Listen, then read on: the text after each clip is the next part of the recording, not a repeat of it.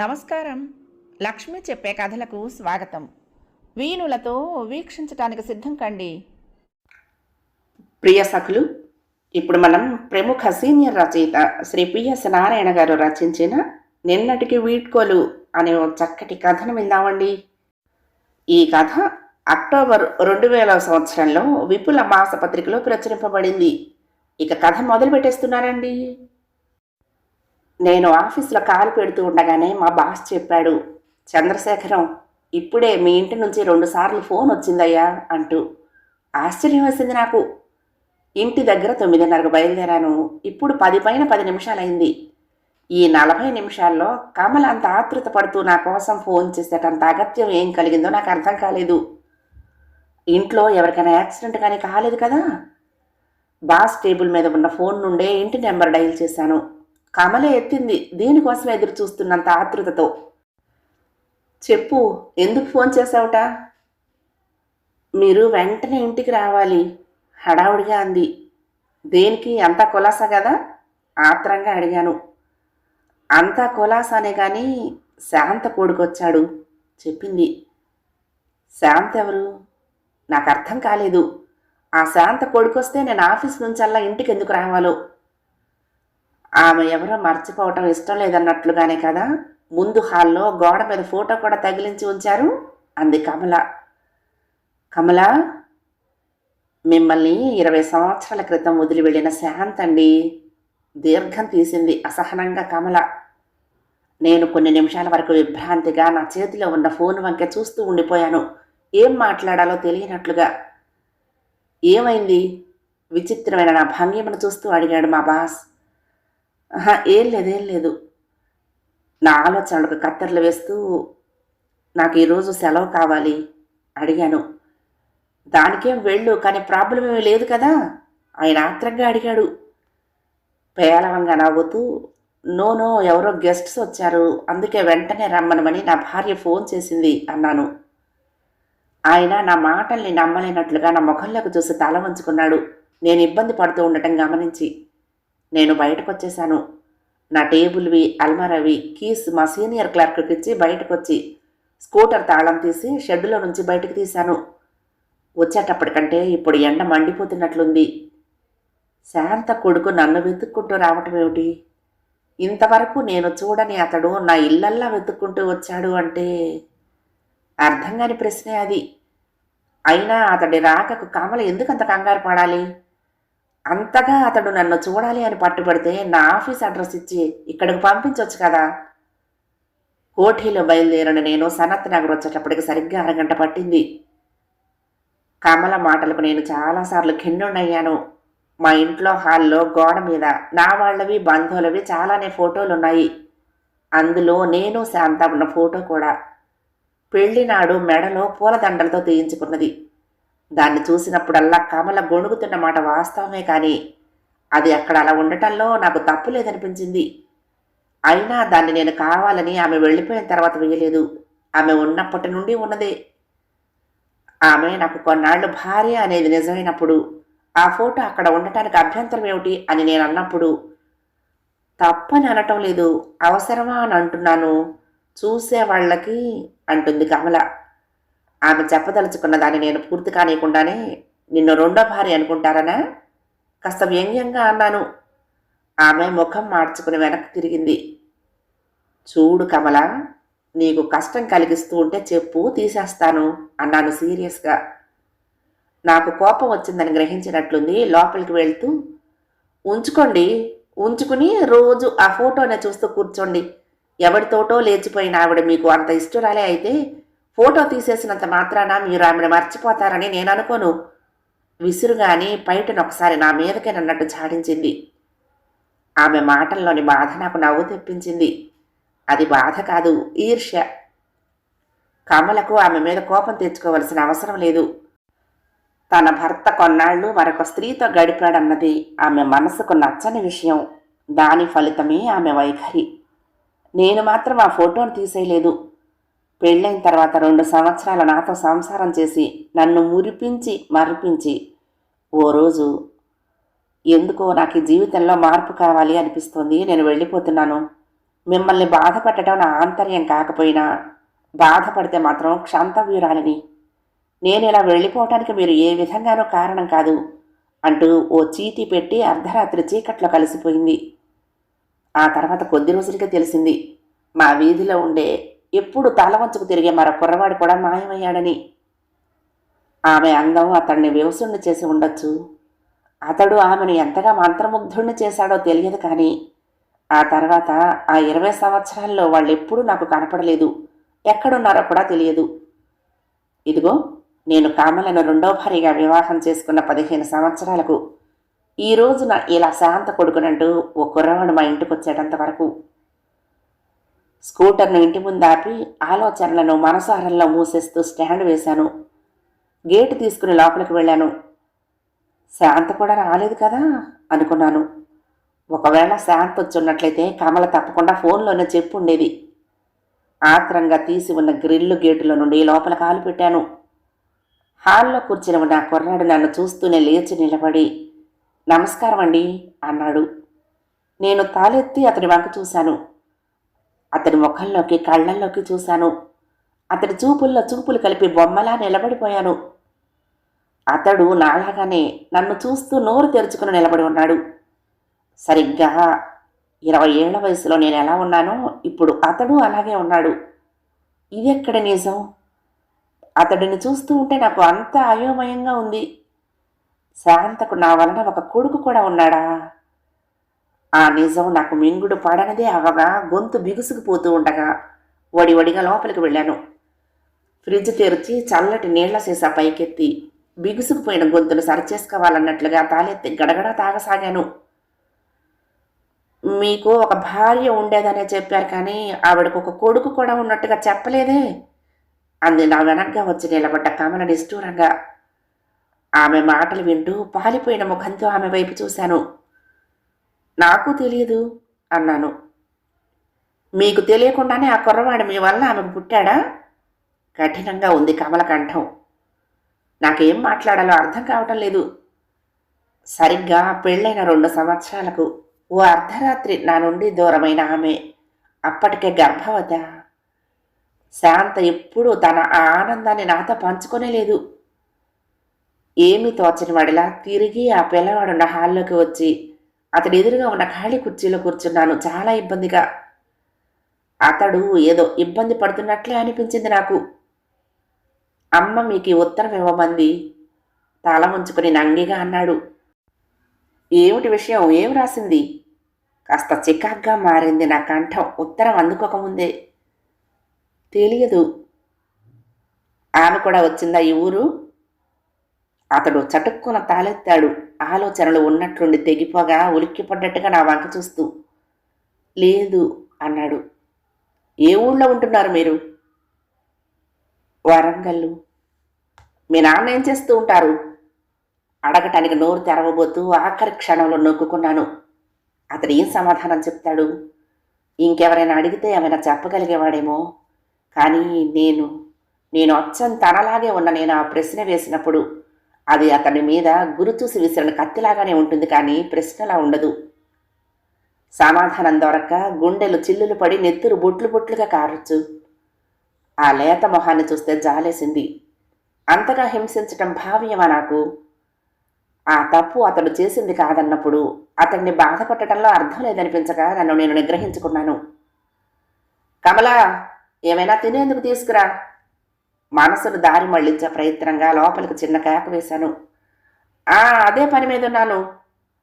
లోపల నుండి వచ్చిన సమాధానం అతడికి ఎలా వినిపించిందో నాకు తెలియదు, కానీ నాకు చాలా కఠినంగా ఉన్నట్లు అనిపించింది. అయ్యో, ఇప్పుడేం వద్దండి, చాలా హడావుడిగా అన్నాడు అతడు. నేను అతడి మాట వినిపించుకోకుండానే, ఎందుకు వెళ్ళమన్నది మీ అమ్మ నిన్ను నా దగ్గరకు అడిగాను. తెలియదు.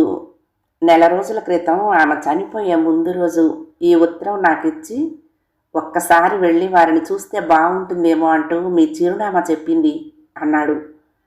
ఉలిక్కిపడి తాలెత్తాను. ఆదుర్దాగా, మీ అమ్మ చనిపోయిందా అన్నాను అతడిని చూస్తూ. మధ్య ద్వారం దగ్గర కమల తను వచ్చిందని తెలుసుకోవాలన్నట్లుగా దగ్గిన శబ్దం. కలవరపాటుతో అటు చూశాను. టిఫిన్ ప్లేట్ తెచ్చి అతడి పక్కగా నేల మీద పెట్టింది. మెడ వంచి చూశాను. పొద్దున్న పిల్లల కోసం నేను ఆఫీస్కి తీసుకువెళ్లేందుకు చేసిన ఉప్మా అది మిగిలినట్లుంది. అది తెచ్చింది. ఆ చల్లారిపోయిన టిఫిన్ ప్లేటును అతడి పక్కగా నేల మీద పెట్టడం నా మనసు చివుక్కుమనేలా చేసింది. మనసు బాధతో నిండగా తీసుకో అన్నాను. పొద్దున్న టిఫిన్ తినే బయలుదేరానండి. మొహమాట పడుతున్నాడనేది స్పష్టంగా తెలుస్తూనే ఉంది. అయినా ఒక్క క్షణం తర్వాత ఏమనుకున్నాడో ఏమో ప్లేటు చేతిలోకి తీసుకుని స్పూన్తో తినసాగాడు. అతడు తింటున్న తీరు చూస్తే ప్రొద్దున్నే అతడు ఏమీ తినలేదనే విషయం నాకు అర్థమైంది. కమల 2 నిమిషాలాగి గ్లాస్తో మంచినీళ్లు, కప్పుతో కాఫీ తెచ్చి అక్కడే పెట్టింది. నాకు ఒక కప్పు కాఫీ చేతికిచ్చింది. అతడు ఉప్మా తిని ప్లేటు పక్కగా పెట్టి మంచినీళ్ళు తాగిన తర్వాత, ఏం జబ్బు చేసింది అమ్మకు? జాలిగా అతన్నే చూస్తూ అడిగాను. ఏం జబ్బో సరైన నిర్ధారణ జరగలేదు. అంతంత పరీక్షలు చేయించడానికి డబ్బు లేక చేయించలేదు. అతడి కళ్ళు తడుస్తున్నట్లు అనిపించింది నాకు. ఏం, అతడి సంపాదన సరిపోవటం లేదా? ఎలా అడగాలో తెలియక తడబడుతూ ఆ ప్రశ్న వేశాను. నేను, అమ్మ, చెల్లాయి మాకు తిండికి సరిపడా అమ్మ కుట్టు మిషన్ మీద సంపాదించేది. తల వంచుకుని మాట మాటకు మంచి ఊపిరి పీల్చుకుంటున్నట్లుగా ఆగుతూ అన్నాడు. ఈ క్షణాన అతడి నుండి విన్న మాటల ద్వారా ఆ ఇంటి దృశ్యమంతా నా కళ్లకు కట్టినట్లు అనిపించగా ఆమె మీద నాలో ద్వేషం లేదు, అసహ్యం లేదు, కోపం లేదు, జాలి తప్ప. ఎలాంటి బతుకు ఎలా అయిపోయింది? నిర్వికారుణ్ణయ్యాను. ఏది ఆ ఉత్తరం అడిగాను. తెల్లని కవరు, ఎవరి చిరునామా లేదు. చించాను. నమస్కారం. రంగుల బొమ్మను హృదయ ఫలకం మీద చిత్రించుకుని ఆ కుంచెతోనే మీ గుండెల మీద నెత్తుటి గీతలు గీసి అర్ధరాత్రి మన ఇంటి గడప దాటిన కొద్ది నెలలకే నాకు తెలిసొచ్చింది నేను కాలు పెట్టింది నరకంలోకి అని. ఈనాడు నాకిద్దరు అనాథలు. విశాల హృదయంతో పెద్దవాడికి చేయూతనిస్తే ఆ నీడని వాడి చెల్లెలు 2 పూటల భోజనం చెయ్యొచ్చు అనేది నేను మరోసారి గీసుకుంటున్న బొమ్మ. మీ దయ, శాంత. నాకు కళ్ళెమ్మట నీళ్లు గిర్రును తిరిగాయి ఆమె ఆవేదన అర్థమైనప్పుడు. 2 సంవత్సరాలే నాతో ఉంది. గలగల పారే సెలయేరులా నవ్వుతూ, తుళ్ళుతూ, పరిగెత్తుతూ. ఆ కుర్రవాడు లేచాడు ఇక వెళ్లేందుకు అన్నట్టుగా. అదే ముందు అన్నాను. 11 దాటుతున్నది కదా, వరంగల్ వెళ్ళాలి అన్నాడు. తొందరే ఉంది. చెల్లాయి నా కోసం ఎదురు చూస్తూ ఉంటుంది. ఇప్పుడు వెళ్తే గోల్కొండ అందుతుంది. ఇంటికి వెళ్ళేటప్పటికి 4 అవుతుంది కదా, భోజనం చేసి బయలుదేరదు గాని. లేదు, నా చేత ఇప్పుడు ఇంత ఉప్మా తినిపించారు, ఆకలిగా లేదు అన్నాడు. నేను లేచాను ఇక అతడు ఉండడని అర్థం అవ్వటంతో. వెళ్తాను చెప్పాడు. నా కనుగుడ్ల పైన సన్నటి తడిపొరలు చిన్నగా గొణుగుతున్నట్లుగా. వెళ్ళొస్తాను అన్నాను. అతడు పెదాలు పొడుగు చేసి నవ్వకుండా నవ్వాడు. ఒక్కసారి హాలుకి గదికి మధ్యగా ఉన్న వాకిటి కట్టెల వంక చూసి అక్కడ నిల్చుని ఉన్న కమలకు 2 చేతులు జోడించి నమస్కరిస్తూ వెళ్తానమ్మా అన్నాడు. తల ఊపింది కమల, ఏ భావము వ్యక్తం చేయకుండా. మనసు చివుక్కుమంది. ఆమె అతడిని ఉండమని ఒక్క మాట అంటే నా మనసు ఎంతగా సంతోషించేదో. అతడి వెనక నడుస్తూ అతడు గేటు బయట కాలు పెట్టిన తర్వాత నేను కాలు పెట్టాను. అప్పుడు గుర్తుకొచ్చింది పేరు అడగలేదని. నీ పేరేమిటి? చంద్రశేఖరం అండి. ఉలిక్కి పడ్డాను. ముఖమంతా బిగుసుకుపోయినట్లయింది. పెదవులు వణుకుతున్నాయి. అది నా పేరే. ఏం చదివావు? 10th పాస్ అయ్యాను. అతడు ఒక్కసారి ముఖం వెనక్కు తిప్పి తల ఊపాడు. ఉండు, నేను స్టేషన్ దగ్గర దించుతాను. వద్దండి, తల అడ్డంగా ఊపుతూ అన్నాడు. అంతకంటే నా గుండె మీద పెడీమని కొడితే ఎంత హాయిగా ఉండేదో అనిపించింది. డబ్బులేమన్నా కావాలా? దేనికండి? తడబడటం నా వంతయింది. అవసరానికి ఉంటాయని. నా దగ్గర సరిపడా ఉన్నాయండి. పేలవంగా తడి కళ్ళతో అతడి వంకే చూస్తున్నాను. ఎక్కడైనా ఉద్యోగం దొరుకుతుందేమో చూద్దాంలే, అప్పుడప్పుడు వస్తూ ఉండు, డబ్బు అవసరమైతే జాబు రాయి సానునయంగా అన్నాను ఆమె ఉత్తరానికి సమాధానంగా. అతడు ఒడివడిగా అడుగులు వేస్తూ ముందుకు వెళ్ళిపోయాడు. నా మాటలు వినిపించుకున్నాడో లేదో నాకు తెలియదు. పొడవైన ఆ వీధి దాటి అతడు రోడ్డు మలుపు తిరిగిందాక అటువైపుకి చూస్తూ నిల్చుండిపోయాను. అతను వెళ్ళిపోయాడులేండి, మీరు ఇక లోపలికి రావచ్చు. కమల కంఠానికి ఉలిక్కి పడ్డట్టుగా తాలెత్తాను. ఆమె నా వెనకాలే గేటు పట్టుకుని నిలబడి ఉంది. అంటే ఇప్పుడు మీరు అతడికి ఉద్యోగం ఇప్పించడానికి నిర్ణయించుకున్నారన్నమాట. మాటలు పదునైన కత్తుల్లా దూసుకొస్తున్నాయి కమల నోటి వెంట. గేటు మూసి లోపలికొచ్చిన తర్వాత మొట్టమొదటిసారిగా కమల నోటి నుండి వెలువడ్డ మాటలవి. తప్పెందుకు అవుతుంది? కానీ తర్వాత అతను ఇక్కడే ఉంటాను అంటే అన్ని సౌకర్యాలు సమకూర్చడం నా వల్ల కాదు. ఉన్న 2 పిల్లలకి నాకున్న బీపీతో నేను చెయ్యలేక చస్తున్నాను విసురుగా అంది. ఆ ఇబ్బంది నీకు కలగకుండా చూస్తానులే. ఆమె ఒక్కసారి మూతి తిప్పి, ఇప్పుడు ఇలాగే అంటారు. కుంపటి నెత్తికెక్కించుకున్న తర్వాత 4 రోజులే అంటారు. అది 4 రోజులే అవుతుందో 4 సంవత్సరాలే అవుతుందో దేవుడికి ఎరుక. అయినా మీకొచ్చే జీతం ఎంతని, డబ్బులు అవసరం ఉంటే రాయి అంటారు. ఎలా పంపిద్దామని అప్పులు చేశా అంది. కమల నన్ను ఒక పట్టాన వదలదని నాకు అర్థమవుతుంది. అతడితో నేను మాట్లాడిన ప్రతి మాటకు ఆమె భాష్యం చెప్పటం ఖాయం. అది నేను పడవలసిన బాధ, నీకెందుకు దిగులు? కమల ఈసడింపుగా చూసింది నా వంక. అసలు ఆ కుర్రవాడు ఎక్కడ పెరగవలసిన వాడు? ఈ ఇంట్లో నా గుండెల మీద పొరలాడుతూ, నా తిండి తిని నా డబ్బుతో పెరిగి పెద్దయి, ఈ పాటికి చదువులో ఎంతో ముందుకు పోయి ఉండవలసిన వాడు. కానీ కమల దృష్టిలో అతడెవరో పరాయి మనిషి. మన స్థలం అనుకుంటూ బీజం నాటారు నిజమే. కానీ ఆ స్థలం అన్యాక్రాంతమైనప్పుడు ఆ బీజం తాలూకు మొక్క నాది అంటూ ఇంకా దానికి పాదు చేసి నీరు పోసి పోషణ భారాన్ని నెత్తికెత్తుకోవటం చూస్తే మనిషి ఎవడైనా నవ్వుతాడు. మిమ్మల్ని పిచ్చివాడి కింద చూస్తారు. ఎగతాళిగా నవ్వింది. ఆ నవ్వు ఏదో క్రూర మృగపు నవ్వులా అనిపించి నా ఒళ్ళు జలతరించింది. ఈ రాకపోకలు, తెచ్చిపెట్టుకున్న బాంధవ్యాలు ఎంత దూరం తీసుకువెళ్తాయో తెలుసుకుని ప్రవర్తించండి. ఉన్నది మీ నాన్న చస్తూ ఇచ్చిన ఉప్పు చౌడు రాలుతున్న ఈ కొంప ఒక్కటే అంది. నేను విసురుగా తలెత్తాను. కోపం గుండెల్లో నుంచి ఎగతన్నుతూ ఉండగా ఎర్రబడిన కళ్ళతో ఆమెనే చూస్తూ, చట్టరీత్యా ఎవరికి ఏది దక్కాలో అదే దక్కుతుంది, మనం అడ్డుపడ్డా ఆగదు అంటూ బయటకొచ్చేశాను. లోపల నుండి కమల ఏడుపు చాలాసేపు వినపడుతూనే ఉంది. హాల్లో సోఫాలో విచలిత మనసుతో కళ్ళు మూసుకుని పడుకున్న నాకు 3 రోజుల తర్వాత పోస్టులో వరంగల్ నుండి నాకు ఉత్తరం వచ్చింది. చంద్రశేఖరం గారికి నమస్కారములు. నాకు ఊహ తెలిసినప్పటి నుంచి నాన్న అని పిలిపించుకున్న ఒక త్రాష్టుడు నాకు నాన్న కాదు అనే నిజం సంతోషాన్ని కలిగించినా, ఈ రోజున మరొక మనిషిని నాన్నగా నలుగురిలో చెప్పుకుని సమాజానికి చూపించి నేను ఆయన్ను చిన్నపుచ్చటం నాకు న్యాయం కాదు అనిపిస్తోంది. మీ భార్య నా రాకకు కంగారు పడుతూ ఎందుకు ఫోన్ చేసిందో, ఆ పైన ఆఖరి శ్వాస పీల్చుకోబోయే ముందు అమ్మ నన్ను మీ దగ్గరకు ఎందుకు వెళ్ళమందో మీ ఇంటి ముందు హాల్లో కూర్చున్నప్పుడే నాకు అర్థమైంది. అమ్మ తను చేసిన పాపాన్ని సరిదిద్దుకోవాలనుకున్నదేమో కానీ నా రాక వలన మీ మనస్సు కాకపోయినా మీ గృహిణి మనసు మొక్కలవుతుందని తన అవసాన దశలో ఆమె ఊహించి ఉండకపోవచ్చు. స్వార్థం మనిషిని ఎన్నో తప్పులు చేయిస్తుంది. నేను మీ నుండి ఏదైనా ఆశించే శక్తిని ఆమె 20 సంవత్సరాల క్రితమే ఆమె శరీరంలో నేను అంతర్భాగమై ఉన్నప్పుడే తుంచేసిందనేది ఆమె మర్చిపోయి ఉంటుంది. అంతేకాదు, నన్ను ఆమె ఎవరినైతే నాన్న అని పిలవమని అలవాటు చేసిందో ఆ వ్యక్తి నన్ను చూస్తూనే ఎందుకు కసురుకునేవాడో, ఎందుకు చేదరించుకునేవాడో, ఎందుకు ద్వేషించేవాడో నాకిప్పుడు స్పష్టంగా అర్థమవుతోంది.